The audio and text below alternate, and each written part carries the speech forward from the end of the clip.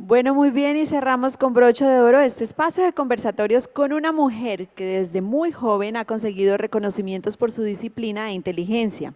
A pesar de tener vínculos muy fuertes con Alemania, nuestra invitada regresó a Colombia, su país de origen, con un propósito muy grande: crear empresa y aportar al desarrollo de todos los colombianos.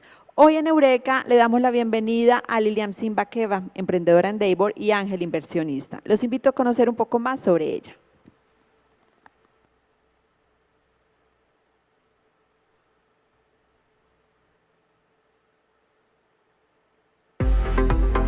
Lilian Zimbakeva, emprendedora en Davor y ángel inversionista.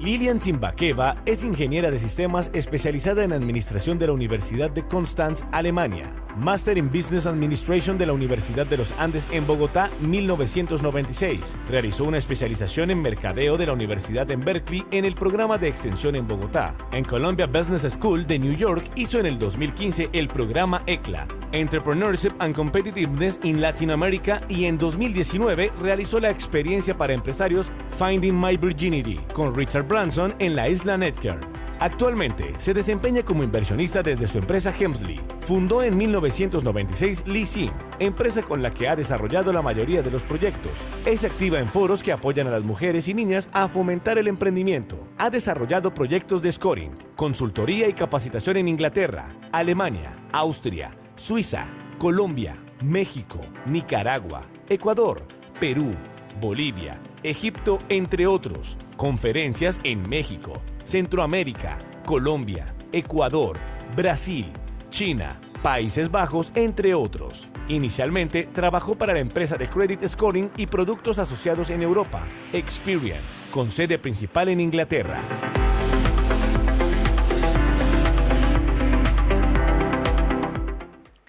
Lilian, buenos días, nos complace tenerte aquí en Eureka y conocer iniciativas de desarrollo económico como la que tú tienes. Y bueno, vamos a entrar en materia preguntándote cómo es que inicias el camino como emprendedora y cómo logras hacer realidad el sueño de crear Lisim. Buenos días. Ay, se oye eco, ¿ya? Ya te Me estamos perdonan, escuchando, te agradecemos, Lilian. De pronto si puedes acercarte un poco más al micrófono porque te vamos a escuchas ver. un poco lejos. ¿Será que ya mejor? Ya, sí señora, está perfecto. Bueno. No, muchas felicitaciones. Quería arrancar felicitándolas porque realmente me ha conmovido mucho todo lo que he podido escuchar hoy acá. Incluso, pues Ricardo es amigo, lo quiero mucho, lo conozco mucho y no conocía la fundación. Entonces estoy aprendiendo hasta de mis amigos. Felicitaciones de verdad. Y bueno, pues yo creo que me permitió soñar con ser empresaria desde que era una niña, siempre lo quise. Y con esa ilusión me fui becada para Alemania. Y cuando regresé, pues venía con la convicción de que quería generar empleo, que quería hacer empresa. Se dio la oportunidad de que hice un MBA en los Andes, hice una clase que era creación de empresas. Ahí saqué provecho de mi experiencia. Yo he trabajado para una multinacional que hacía pronósticos de riesgo, analytics. Yo me autodenomino la abuelita del Big Data. Y sí, señor, que arranqué con Bancafé, que el profesor Javier Serrano me referenció. Hicimos allá el primer proyecto y eso me abrió las puertas. En una época, fue en el 96, donde había un boom, donde había pues, un crecimiento interesante. Y ahí digamos que pude comenzar a crecer y a enseñar, digamos, que realmente con Analytics, con la data, se puede potencializar los negocios. Fui pionera en eso. Bueno, después vinieron muchas cosas que después les estaré contando, pero pues ese fue como el inicio del ISIM. Muchísimas gracias, Lilian. Yo sí quisiera que nos contaras un poco sobre el tema de inclusión financiera que siempre mencionas en los espacios en los que estás participando y digamos que te has convertido como en una vocera en esta temática. ¿Y cuáles han sido esos retos que se han enfrentado dentro de tu compañía? Muy buena pregunta. Sí, digamos que en Alemania, que fue donde me formé y trabajé, pues yo no, no conocí el tema de inclusión financiera como tal. Nosotros trabajábamos con una banca ya muy formalizada, pero después como les dije, fundé en el 96, en el 98 comenzó los inicios de una crisis financiera fuertísima en Colombia, que en 99 fue pues desastroso. Y en ese momento, con esas dificultades, apareció Emprender. Yo estaba presentando en una junta y el que era el presidente de Emprender me conoció y dijo, quiero pedirte que me ayudes a hacer un modelo de scoring para microfinanzas. Yo ni conocía qué era eso de las microfinanzas.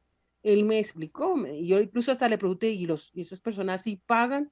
Me dijo, no, los que compran cosas pequeñas, por ejemplo, recuerdo que me puso de ejemplo el que compra el racimo de plátanos para vender de a plátano.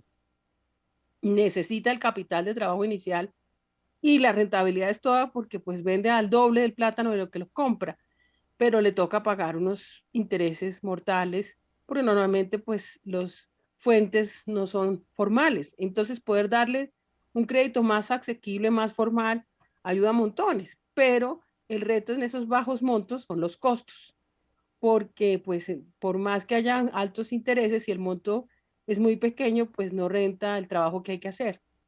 Entonces, su invitación era que hiciera un modelo que ayudara a automatizar ese proceso, a permitir que se pueda prestar sin necesidad de hacer tanto levantamiento de información y tanto análisis costoso. Y fue un excelente reto. Crowleysim fue la primera empresa que hizo modelos scoring para microfinanzas en el mundo. Por eso, pues por ahí escucharon varios países. Yo he vendido proyectos en más de 30 países. Entonces, pues sí, fue una experiencia maravillosa que me ha dado la oportunidad de trabajar en inclusión financiera en el mundo y aquí en Colombia también, porque sí, todo el mundo tiene posibilidad de asumir un crédito y de responder por él, pero uno tiene que saberlo analizar y saber cuánto, para qué y cómo se lo va a devolver. Y entre más, digamos, vulnerable es el cliente, mayor es la responsabilidad de análisis y de asignación y de diseño de producto adecuado. Bueno, entonces entendemos que el leasing maneja una metodología estadística para su modelo de negocio. ¿Podrías contarnos así de una manera pues sencilla en qué consiste y cómo las empresas se han adaptado y a estos cambios? ¿En qué consiste ese modelo estadístico? Con mucho gusto. Lo que pasa es que el mundo entero, digamos, funciona un poco matemáticamente. Y si uno entiende eso, puede sacar gran provecho, digamos, de la información. No sé si ustedes recuerden la función de una recta que es muy sencilla, y igual a mx más c, ¿no? Y es donde y es la variable que estoy, digamos, explicando y x la variable con la que estoy explicando. Entonces, perdónenme que es que ando afectada. Lo que uno hace, normalmente los modelos, es tratar de descubrir o despejar la y. Cuando uno tiene una recta sencilla, con dos puntitos que tenga, puede despejar la ecuación. Aquí son pues análisis multivariados, son muchos los puntitos, pero uno analizando esos puntitos que son bien sea personas o empresas o microempresas, con todas sus variables que son las X, que parten de variables que pueden ser las sociodemográficas como la edad, el género, por ejemplo, las mujeres pagamos mejor, la propiedad o la actividad, la experiencia, el tiempo, todo eso explica el comportamiento, en este caso, por ejemplo, de pago. Entonces uno puede despejar una ecuación que le permite automáticamente hallar la probabilidad de pago o de impago de un cliente. Y así puede tomar una decisión, digamos, más acertada, porque yo sé que la probabilidad de que me pague es del 90%, pues le presto fácil. Pero si yo sé que la probabilidad de que me pague es apenas del 10%, entonces habría que evaluar si le presto o cómo le presto o qué hago. Lilian, muchas gracias por ser tan didáctica con el modelo. Y bueno, quisiéramos entonces preguntarte, pues ya con toda esta experiencia, este recorrido empresarial que has tenido y ahora como ángel inversionista, que le dijeras aquí a nuestros emprendedores y a nuestros empresarios que esa recomendación más importante, esa recomendación súper clave para llegar a ser realmente atractivos ante un inversionista nacional o internacional? Mire, lo más importante, y más ahora con todas las crisis que ha habido, todos los problemas, lo más importante es que el inversionista pueda tener confianza de que su plata le va a devolver. Es más, hace poco estaba dictando una clase y decía, conjunto con un profesor en el temas de inversión a unas empresarias, y él decía con mucha razón que, la plata más cara es la plata de inversión, que los créditos son más asequibles. Entonces uno no puede creer, no, pues es fácil, yo levanto dinero y no lo devuelvo. La esperanza es que lo devuelva y lo devuelva con una rentabilidad mayor a la que devuelve un crédito. Entonces yo tengo que ser consciente cuando voy a levantar dinero, que con ese dinero voy a ser capaz de hacer crecer mi empresa y de hacerla tan rentable que me va a dar suficiente dinero para devolver más y también pues seguir y crecer y tener para mí. Eso es bien importante porque muchos como que se emocionan y se encariñan con su producto y están tan enamorados del cuento que no se dan cuenta si ganan, si pierden o qué está pasando y pretenden que les presten o que les den el dinero por lo enamorados que están de su proyecto, pero eso no es suficiente. O sea, hay que tener una conciencia de que tiene que devolver. Entonces, el modelo de negocio, perdón, ¿cómo es que funciona esa maquinita? O sea, cómo entra, procesa y sale y que realmente se vea muy clarito, eso tiene que ser claro. Ahora bien, si uno tiene, digamos, unos aportes sociales, unas sinergias que sean interesantes para el inversionista, pues puede hacer que eso haga que el inversionista acepte que no sea tan interesante, tan grande la rentabilidad o que sea mayor el riesgo. Por eso hay que cuantificarlo, tenerlo muy claro y poderlo explicar.